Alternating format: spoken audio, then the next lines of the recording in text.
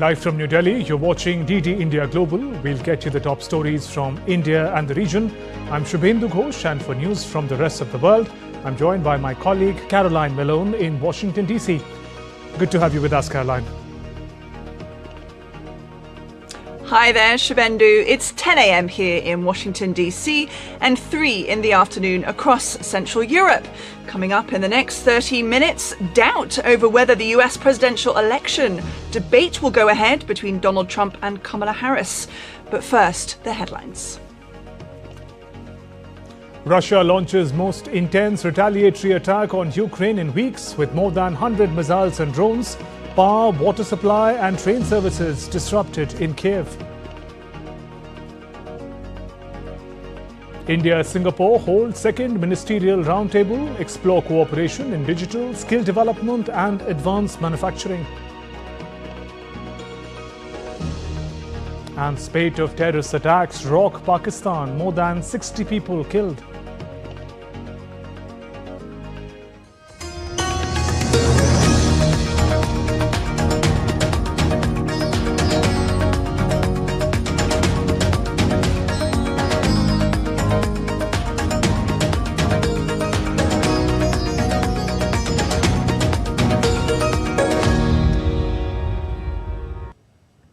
As a response to Ukraine's incursion into the Kursk region, Russia launched more than 100 missiles and 100 drones on Ukraine in early hours on Monday.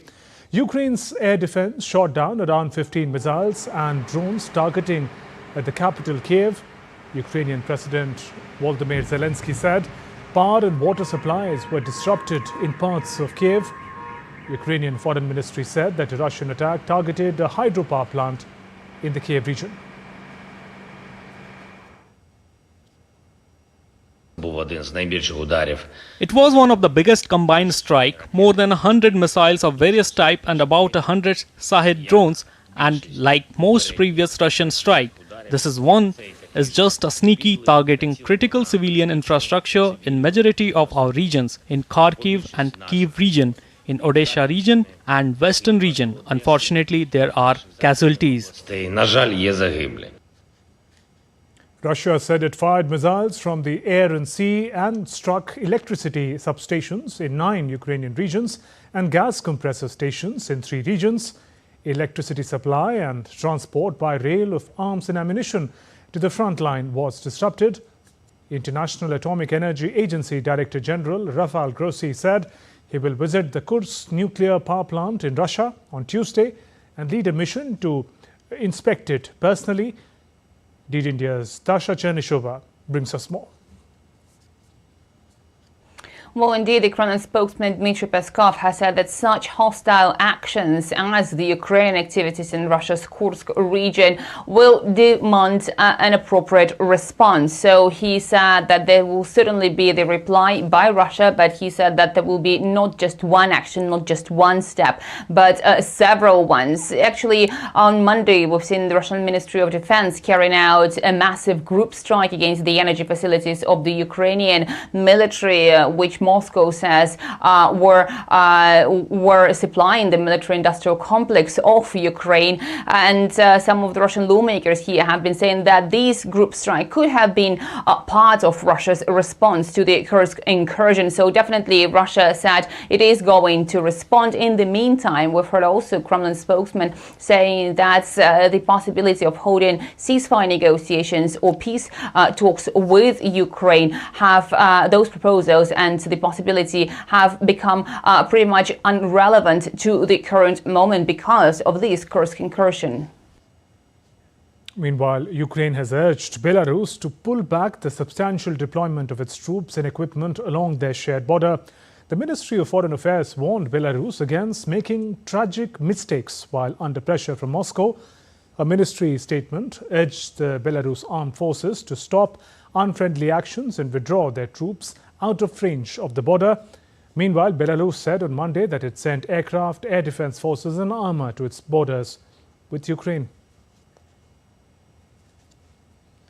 Moving on, German Chancellor Olaf Scholz has vowed to step up deportations and bring down irregular migration after 3 people were killed in a mass stabbing over the weekend. Investigators believe that the attack was carried out by a suspected Islamic State member from Syria. Scholz described the suspected attacker as a Dublin case, referring to European Union rules under which asylum seekers must launch their applications in the first EU country that they step foot in. Muss auch getan werden. This was terrorism. Terrorism against us all, threatening our lives, our togetherness, the way we live. That is also what those who plan and carry out such attacks always intend. And that is something that we will never accept and that we will never tolerate. Einsatz von Messern betrifft, aber auch. Let's now turn to the presidential race in the United States. DD India's Caroline Malone is in Washington, D.C. Gives us more on this and other stories making headlines around the world. Caroline, it seems that the much anticipated debate between Donald Trump and Kamala Harris may not happen at all. Well, that's right, Shubendu. It's still unclear if the September 10th debate will go ahead, as former US President Donald Trump has said he thinks ABC News is biased. He said on social media over the weekend, quote, "Why would I do the debate against Kamala Harris on that network?" Well, Trump has specifically called out ABC News, calling their anchor Jonathan Karl's interview with Senator Tom Cotton biased, and sarcastically referred to the network's panel as, quote, "Trump haters." Well, US President Joe Biden is in Delaware this week. That's amid reports that he will announce more details on plans to reform the Supreme Court on Monday. Well, back in July, the White House put out information about his plans to back term limits for Supreme Court justices and an enforceable code of ethics. US Vice President Kamala Harris and Minnesota Governor Tim Walz will announce a bus tour of southern Georgia this week, looking to build support in a state looming large in the November 5th election. On Wednesday, their bus tour in Georgia will be the first time the two have campaigned together through the state. Harris formally accepted the Democratic nomination for president on Thursday in Chicago, and Tim Walz accepted the running mate nomination. The Harris campaign said the tour will culminate in a rally with the vice president in the Savannah area. Walz will depart the state before this rally. Well, meanwhile, efforts to bring peace between Israel and Hamas have failed yet again, as Hamas has rejected new Israeli conditions that have been put forward in Gaza ceasefire talks. Well, in Cairo, ceasefire talks between Israel and Hamas ended without any agreement on Sunday, casting doubt on the chance of a breakthrough in the latest US-backed effort to end the 10-month-old war. In central Gaza, Israel has issued more evacuation orders for the city of Deir al-Balah. The Israeli military urged residents in certain zones to move immediately to the west, as the area they're in is considered a dangerous combat zone. Well, US President Joe Biden has signalled continued support for Israel and said, though, that he would keep working for regional stability. White House National Security Advisor Jake Sullivan said the US has remained in contact with its Israeli counterparts and is still working in Cairo to reach a ceasefire deal for Gaza. What I believe now is that it is incumbent on all parties in the region to work towards de-escalation and stability. And so we are feverishly working in Cairo as we speak with our team and the teams of the other mediators, as well as with the Israelis, to get to a ceasefire and hostage deal along the framework that President Biden laid out, to get calm between Israel and along that border between Israel and Lebanon, and ultimately to get to a broader circumstance of regional stability. And of course, we think that a part of that is a credible path to a two-state solution for the Palestinian people as well. Well, Iran has issued a new threat as tensions mount in the Middle East, with its foreign ministry spokesperson saying, quote, Tehran's response to Israel will be definite, calculated and accurate in the wake of assassination of Ismail Haniyeh from Hamas earlier this month. It comes as key mediators are desperately trying to salvage a ceasefire deal to end the fighting in Gaza, seen as the only way to potentially avert a wider regional war, where Sarah Coates has more from Tel Aviv.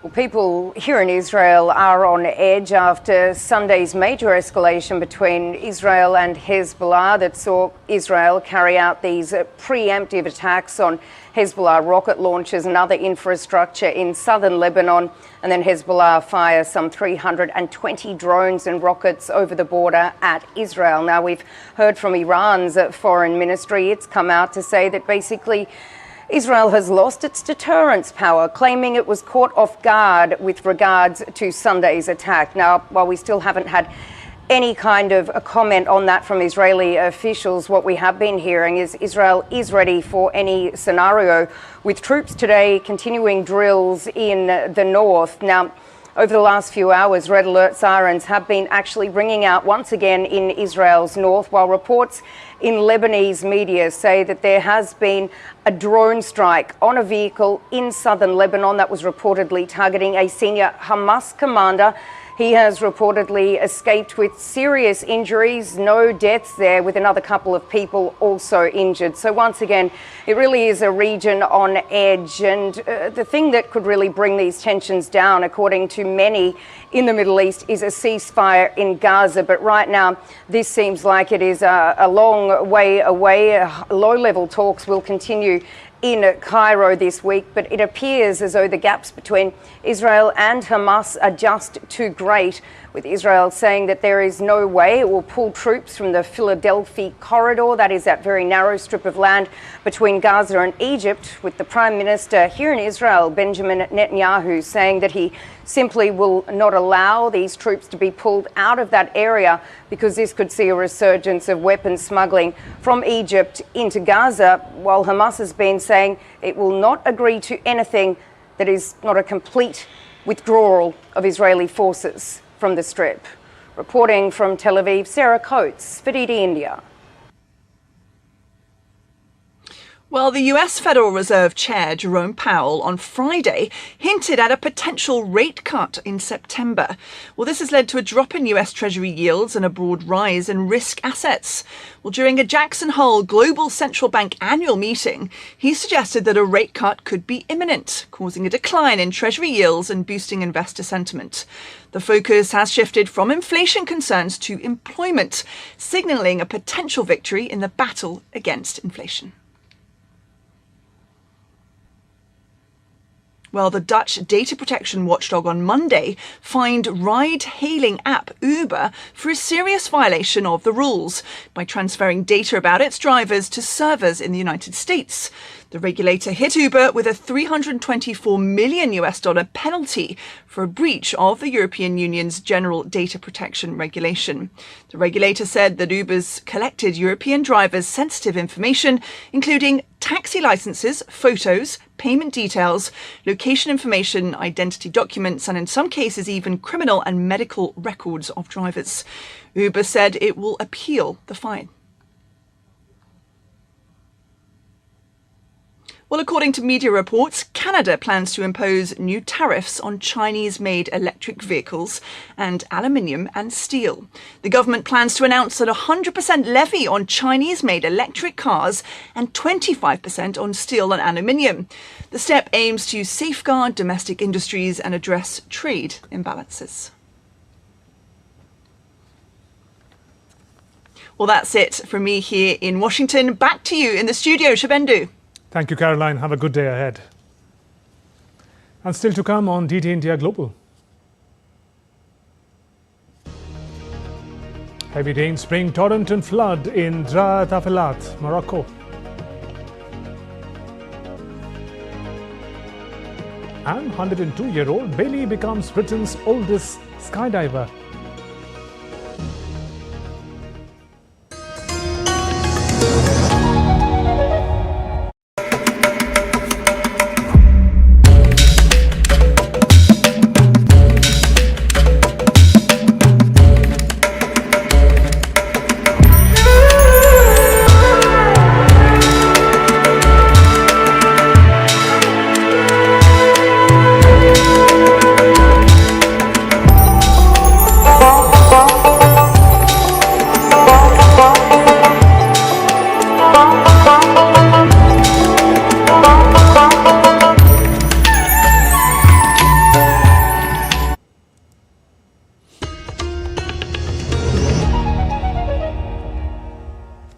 Welcome back. You're watching DD India Global. I'm Shubhendu Ghosh.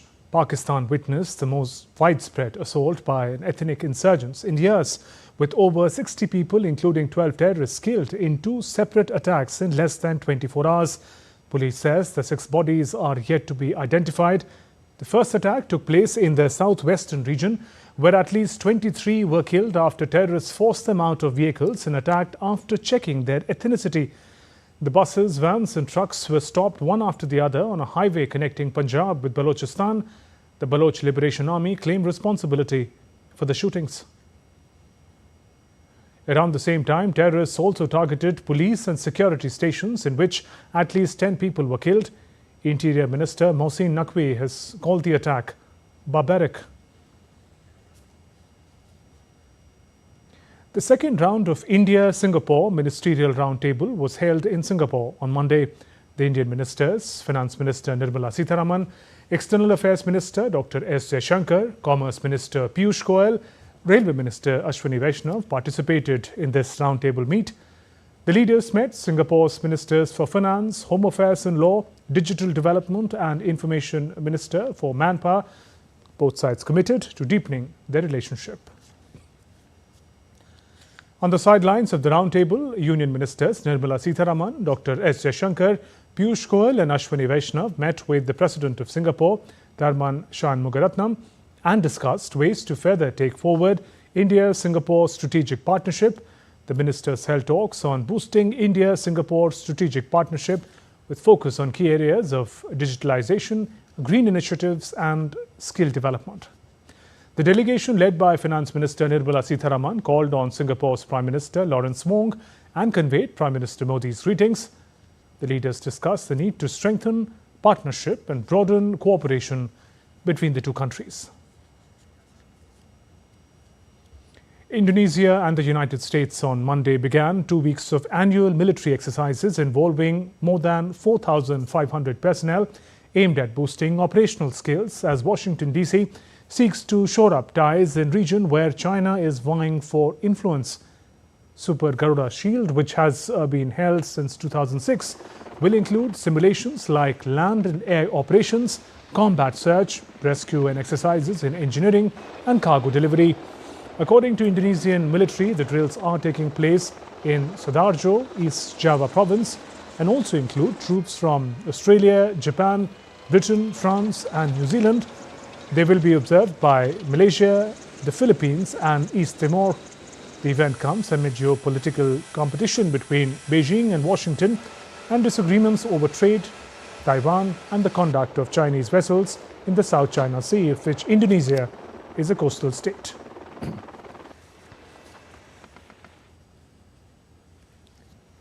North Korean leader Kim Jong-un has overseen a test of domestically produced suicide drones, according to the state media. KCNA reports that Kim supervised the test during a visit to the Drone Institute of North Korea's Academic of Defense Science. DD India correspondent Chris Gilbert reports from Tokyo. North Korea has vowed to expand the tools at its disposal to defend itself, it says, against forces it perceives as hostile in the world. And this year we've seen that range from further attempts at launching satellites for extra reconnaissance abilities to an increased focus on drone warfare. And that brings us to this latest test at the weekend, overseen reportedly by Kim Jong-un, the North Korean leader, of drones, which, according to KCNA state media, successfully flew a predetermined course to collide and explode on contact with targets which South Korean media says resembled very closely South Korean K-2 tanks. As I say, this was overseen by Kim Jong-un, who reportedly expressed satisfaction with the outcome of the test, and he says it is necessary to develop these so-called suicide drones for the uses of special operations, for reconnaissance, and for multi-purpose warfare. 한미 정보 당국은 Let me emphasize once again that if North Korea provokes, we will punish in overwhelming and firm manners in accordance with the principles of punish immediately and powerfully until the end. We understand that some gifts were given in an exchange between North Korea and Russia in the past. We need to analyze various measures to see if those have improved performance. Now, South Korea believes that the drones used in this exercise very closely resemble those produced by Israel and produced by Russia. This has raised fresh questions about the nature of any military hardware exchanges which may be happening between Pyongyang and Moscow. Chris Gilbert in Tokyo reporting for DD India. Shifting focus, Africa will receive its first batch of Mpox vaccines this week. The continent has faced significant delays in receiving the vaccines. An Mpox outbreak surged to global attention as the World Health Organization and the Africa Centers for Disease Control and Prevention declared it a public health emergency. Leon Siunge reports. 10,000 vaccines will be used to tackle a dangerous Clade 1B, a new variant of Mpox. The vaccines were donated by the United States. Nigeria and the Democratic Republic of Congo will be the first African countries to receive the vaccines after they granted regulatory approval. International agencies have come under fire for failure to provide the continent with the Mpox vaccines, which have already been distributed to over 70 countries outside Africa. The recent Mpox outbreak was declared a global health emergency after the new variant began to spread from the Democratic Republic of Congo into neighboring African countries. Since January, the Democratic Republic of Congo has reported over 27,000 suspected cases and 1,100 deaths, mostly among children. Leon Senyange reporting from Kampala, Uganda for DD India. Let's now turn to other stories making news around the world. Libya has announced that all oil fields would be closed down and production and exports halted, while there was no word from the country's internationally recognized government in Tripoli.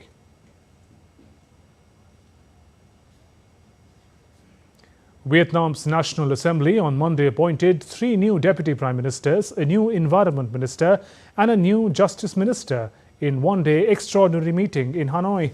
The changes come after 2 state presidents and a parliament speaker stepped down over accusations of wrongdoing. The Dra Tafilelt region in Morocco experienced unprecedented rainfall accompanied by thunderstorms and hail showers, which turned the region into an arena of natural disasters. Torrents and floods have closed many vital roads and swept away cars and vehicles.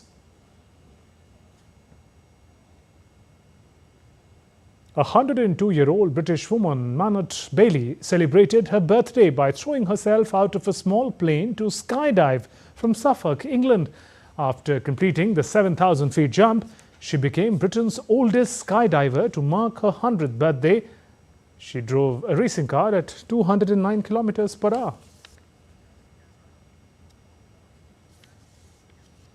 Zimbabwe is celebrating the Japanese pop culture festival Otakokon, bringing together fans of animation, comics and video games. Crowds cheered as participants dressed up as popular Japanese action game characters. The event saw cosplayers participating in costume competition and comic books were at display.